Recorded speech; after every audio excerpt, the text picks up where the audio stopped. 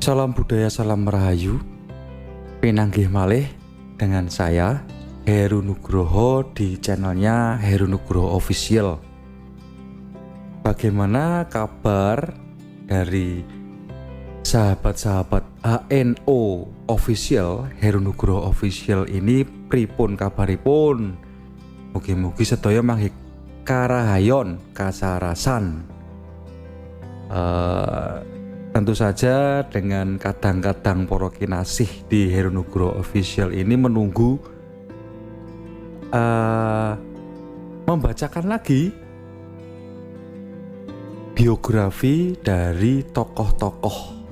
Nah, ini yang menarik pada kali ini, pada konten yang setelah sekian lama ndelik istilahnya angslup, itu kita akan kembali membahas dan kita akan bercerita tentang biografi dari tokoh di Yogyakarta khususnya. Dan mungkin para pendengar juga ada yang sudah tahu, ada yang belum tahu, dan semoga di konten kali ini atau di channelnya HNO ini bisa refleksi atau bisa membangun memori lagi dan bisa mengenang para pahlawan-pahlawan yang ada di Yogyakarta dan khususnya tokoh-tokoh yang ada di Yogyakarta. Pada kali ini gak usah berlama-lama, saya akan membahas dan akan bercerita sedikit tentang siapakah toh bupati pertama di Yogyakarta. Nah, karena kemarin saya bertemu dengan seseorang yang saya juga gak kenal, dan kebetulan beliau ini sahabat yang pemerhati budaya dan pemerhati sejarah di Yogyakarta. Ngomong sama saya, Mbok, kowe macake ini cerita tentang bupati pertama di Yogyakarta, yaitu beliau ini adalah pendiri dari Trah Secodiningrat. Namanya adalah Tan Jin Sing. Nah, menarik juga Bapak Ibu-ibu karena ini ada kaitannya dengan sejarah di Yogyakarta. Tidak lama-lama dan tidak ngoyoworo ini saya akan membacakan cerita. Nah, untuk kali ini saya akan membaca ini artikel dari Bapak Sutirman Eko Ardana. Begini ungkapan beliau dan cerita beliau tentang bupati pertama Tan Jin Sing. Judulnya adalah Luraing Pacino Kapiten Tan Jin Sing. Kapiten Tan Jin Sing sebuah nama yang terpatri hingga hari ini, khususnya di dada sebagian besar masyarakat Tionghoa di Yogyakarta dan sekitarnya. Nama ini tidak saja sebagai lambang kebanggaan masa lalu, tetapi juga merupakan bukti sejarah dari pengabdian masyarakat Tionghoa dalam sejarah perjalanan Kasultanan Ngayogyakarta Hadiningrat.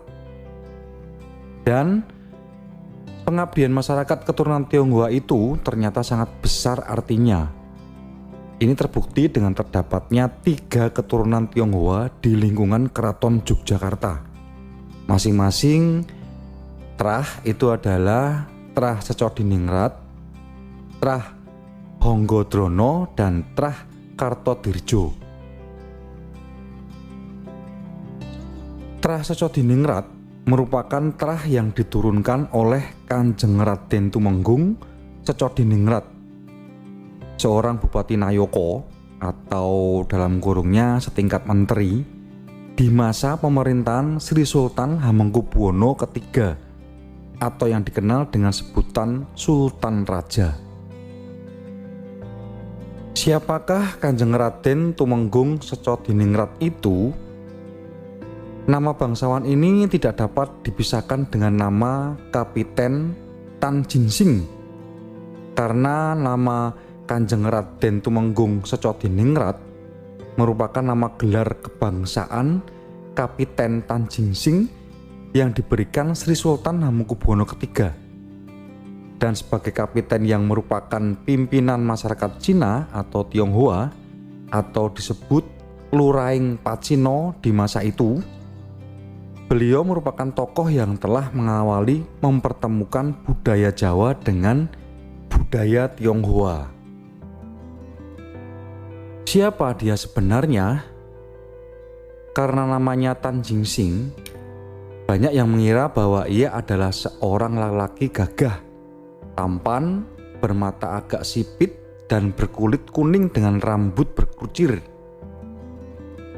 Padahal dugaan itu meleset. Tan Jingsing seorang lelaki tampan, berwibawa, berkulit hitam manis, dan tidak bermata sipit. Sorot matanya tajam dan bersih seperti bangsawan-bangsawan Jawa lainnya di masa itu. Ini di artikel yang lainnya ini juga sumber-sumber yang lain menyebutkan bahwa Tan Jingsing ini juga dikenal dengan sebutan Jowo ora, Cino ora. Jadi di tengah-tengah antara itu mungkin ke.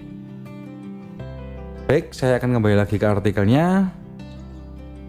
Tan Jingsing memang tumbuh besar di lingkungan keluarga Oen Delong, seorang kaya dan juragan gadai di Wonosobo, sekarang masuk Jawa Tengah. Meski kulit dan matanya berbeda jauh dengan keluarga Oen Delong, atau oleh masyarakat sekitar waktu itu dikenal dengan panggilan Bah Tenglong. Namun tidak banyak yang percaya bahwa Tan Jingsing beliau ini sesungguhnya bukan berasal dari darah keturunan Oen Delong. Hingga sekarang masih ada yang meyakini jika Kapiten Tan Jingsing yang terkenal dan perkasa itu benar-benar berdarah Tionghoa dan putra kandung dari juragan gadai Oen Delong.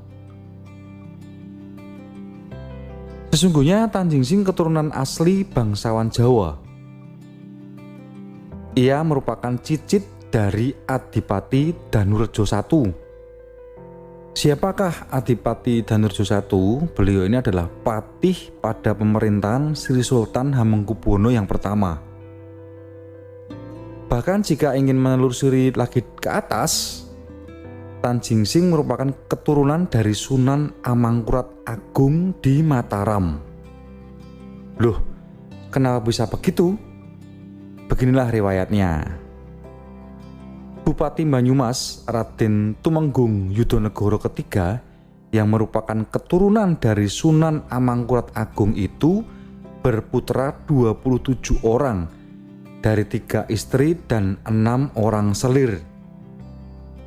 Anaknya yang ke-16, seorang putri bernama Raden Ayu Patrawijaya, diperistri Demang Kalibeber, Wonosobo.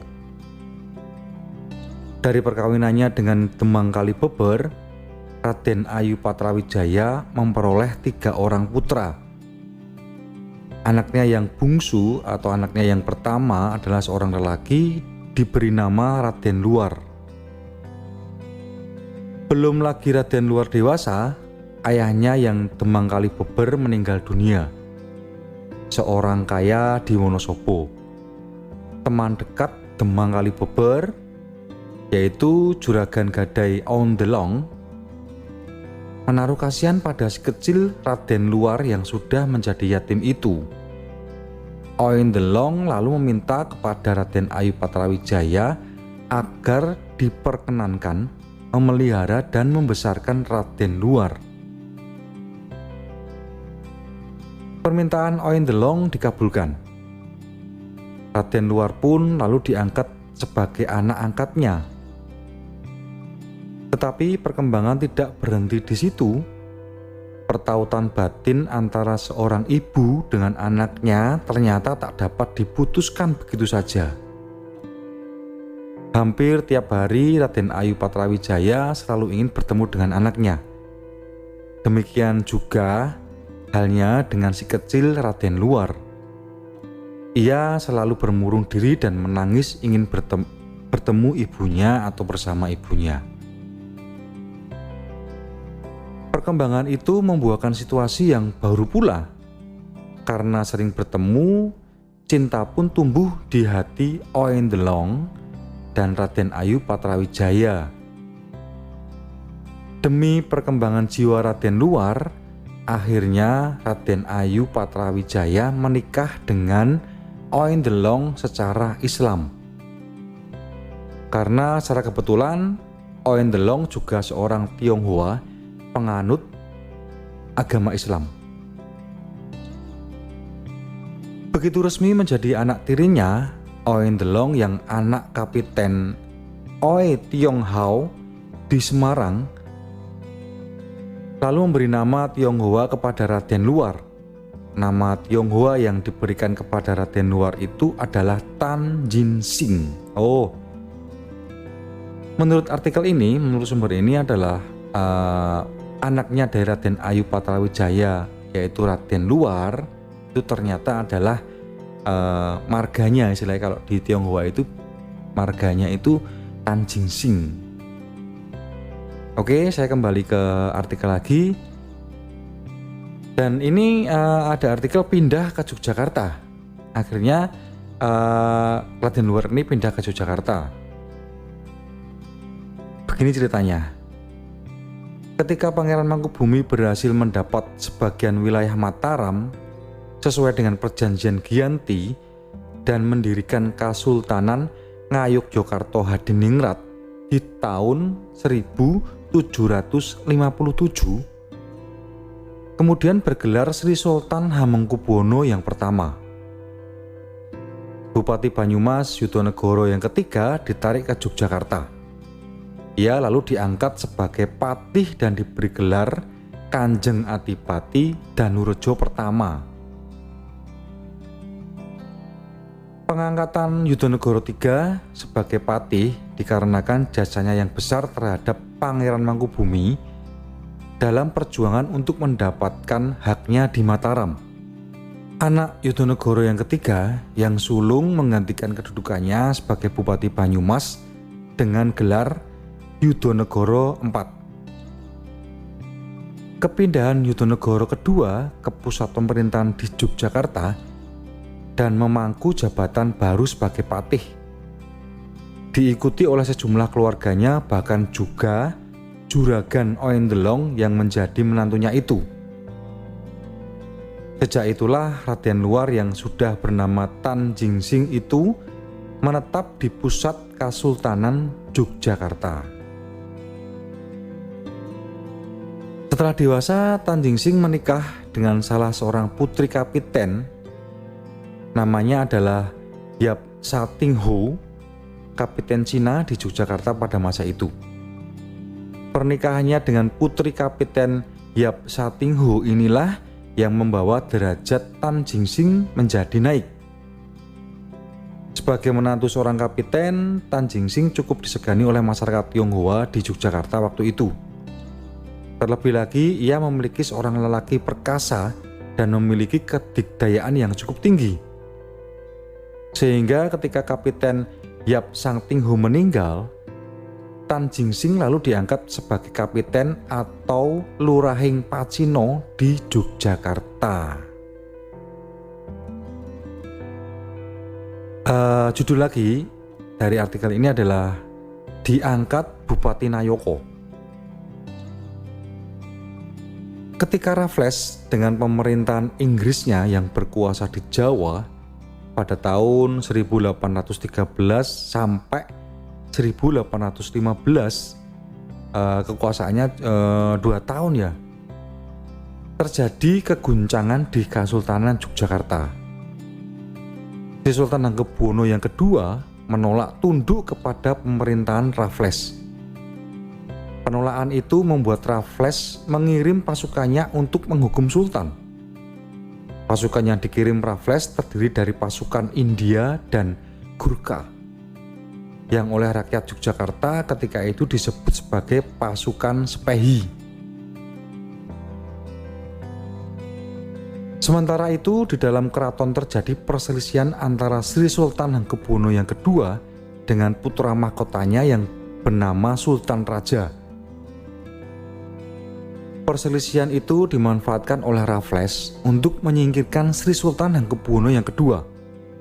dari tahta singgasananya. Akibatnya di Yogyakarta waktu itu terjadi peristiwa berdarah yang disebut Geger Sepehi. Perselisihan antara ayah dan anak itu berlanjut dengan kontak senjata antara prajurit-prajurit pengikut putra mahkota dengan prajurit-prajurit yang setia kepada Sri Sultan Hamengkubuwono yang kedua atau dikenal juga dengan sebutan Sultan Sepuh.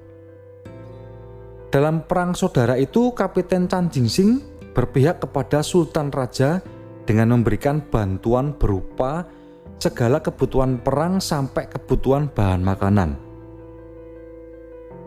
Ketika Sultan Sepuh berhasil diasingkan Raffles ke Pulau Pinang atau Malaysia, Sultan Raja naik tahta dan bergelar Sri Sultan Hamengkubuwono III.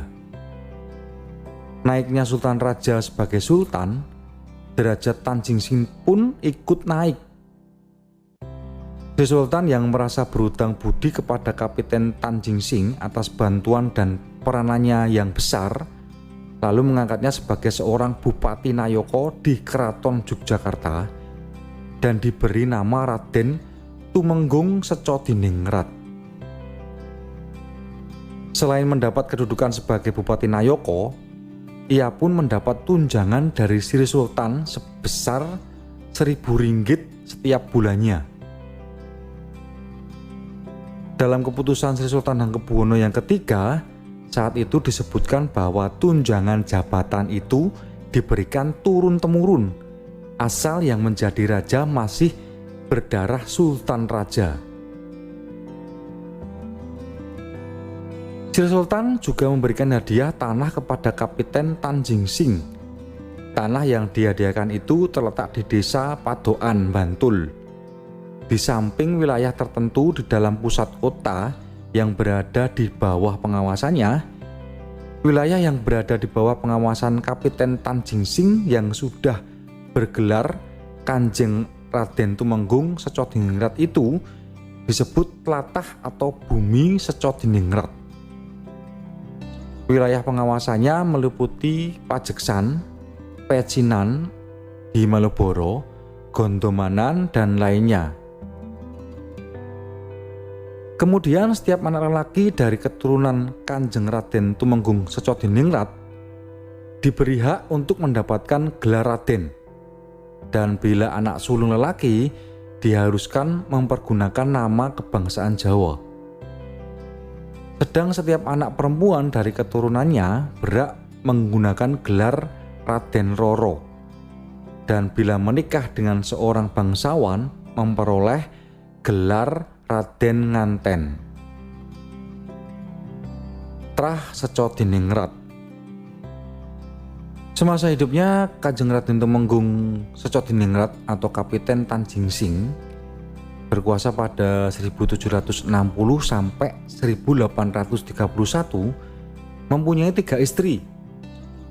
Istri pertama berdarah Tionghoa Peranaan dengan sebutan Nyonya Kapiten.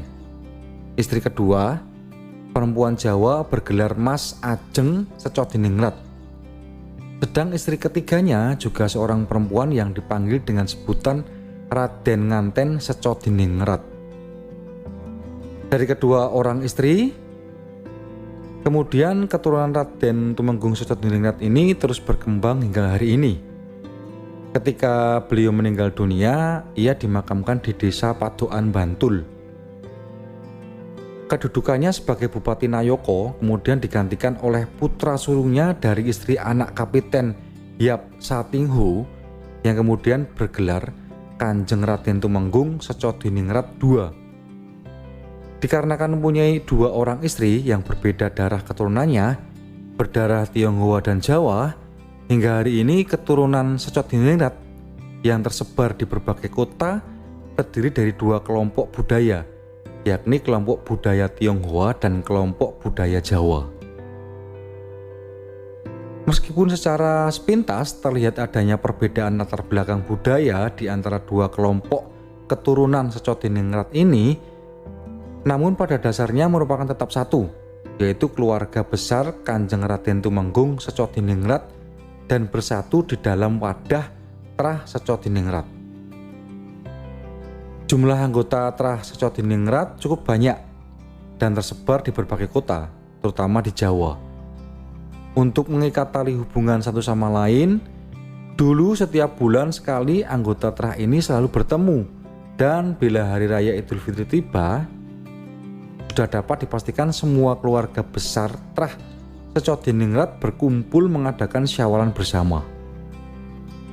Pertemuan syawalan bersama ini tidak saja dihadiri oleh anggota Trah yang beragama Islam, tapi juga dihadiri anggota Trah yang beragama lainnya seperti Katolik, Kristen, dan Buddha.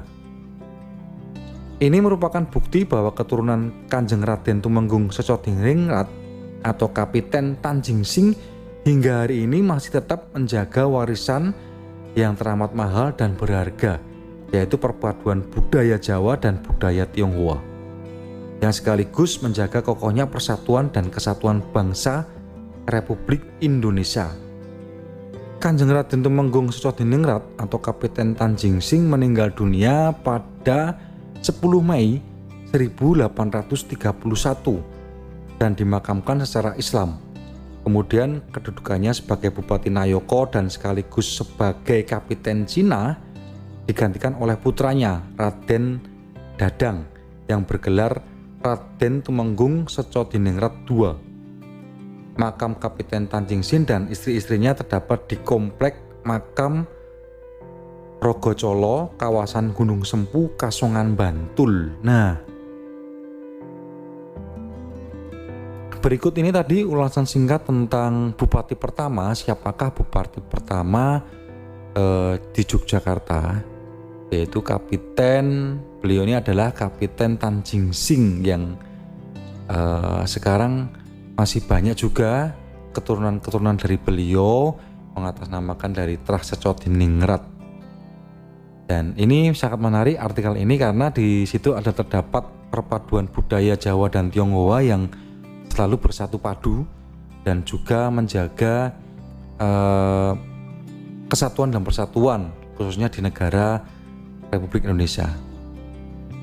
Baik, untuk para pendengar di Heronugro Official ini, kalau di seluruh Indonesia, kalau mau mengunjungi Yogyakarta, jangan lupa juga untuk mampir-mampir di Malioboro, seputaran Malioboro itu terdapat kampung-kampung pecinan.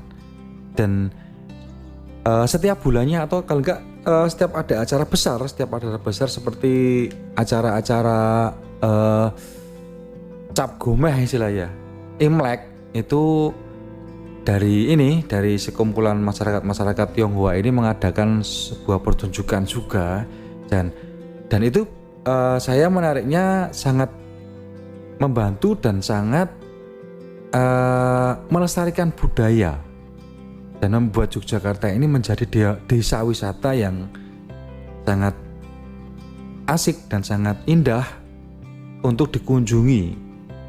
Nah, ini untuk para yang suka traveling ini, monggo sekalian mampir di Yogyakarta. Jangan lupa di Malioboro itu terdapat kampung pecinan di situ. Monggo sambil menikmati bersama keluarga, healing dengan keluarga, begitu nggih. Oke, tak terasa waktu sudah cukup lama. Saya membacakan sedikit tentang biografinya Kapiten Tanjingsing. Semoga ini bisa menghibur dan semoga bisa bermanfaat untuk pengetahuan juga, untuk belajar, dan khususnya untuk para pendengar Heronugro Official ini yang belum tahu siapakah bupati pertama Yogyakarta. Dan untuk sesi-sesi yang kedepannya, jangan lupa akan selalu menampilkan ataupun memperdengarkan para pendengar-pendengar untuk saya untuk membacakan biografi tentang sejarah-sejarah Yogyakarta. Tidak hanya sejarah-sejarah di Yogyakarta, tapi juga sejarah-sejarah yang ada di Indonesia. Terima kasih juga kepada subscribernya di channelnya Heronugro Official. Jangan lupa yang belum subscribe, yang belum like, komen, silakan komen di kolom komentar, dan jangan lupa untuk selalu subscribe, like, komen. Oke, terima kasih. Saya Heronugro mohon pamit. Mohon dukungannya, tetap semangat. Salam budaya, salam rahayu, rahayu, rahayu. Durga mendak kala sirna. Amin. Matur sembah nuwun.